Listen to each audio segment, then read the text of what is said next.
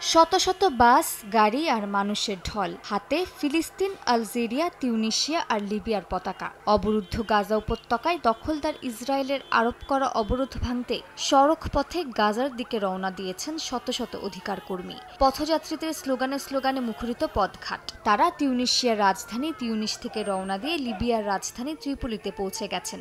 এখন তারা লিবিয়া হয়ে মিশরে যাওয়ার চেষ্টা করবেন, সেখান থেকে যাবেন গাজা সীমান্তবর্তী রাফা ক্রসিংয়ে। এই পথযাত্রায় আলজেরিয়া, মৌরিতানিয়া, মরক্কো এবং লিবিয়ার ১৫০০ জনের বেশি অধিকার কর্মী আছেন। এই সংখ্যা আরও বাড়তে পারে বলে ধারণা করা হচ্ছে।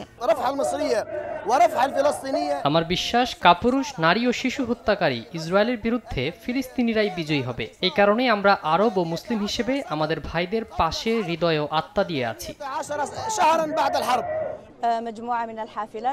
বিশ্বের সব স্বাধীন মানুষকে আমি আহ্বান জানাই, স্থল, নৌ, আকাশপথে এসে গাজায় পৌঁছান। জুলুম আর ভয় দেখিয়ে আমাদের থামানো যাবে না। প্রাণ সসের মাখামাখি টেস্ট নুডলসকে করে তোলে আরো ইয়ামি, আরো জোস। প্রাণ সস, সসের বস। এই কাফেলা শুধু রাস্তা পাড়ি দেওয়ার যাত্রা নয়, এটি প্রতিবাদের, মানবতার, ভালোবাসার যাত্রা। লিবিয়ার ত্রিপোলিতে বহরটি পৌঁছানোর পর তাদের অভিবাদন জানান হাজার হাজার মানুষ। এছাড়া বহরের গাড়িগুলোকে নিরাপত্তা দেয় সেখানকার পুলিশ। মিশরের পররাষ্ট্র মন্ত্রণালয় এক বিবৃতিতে জানায়, গাজা সংলগ্ন সীমান্ত এলাকায় আরিশ শহর এবং রাফা সীমান্ত ক্রসিং রয়েছে। সেখানে যাওয়ার আগে যে কোনো বিদেশি প্রতিনিধি দলকে অনুমতি নিতে হবে।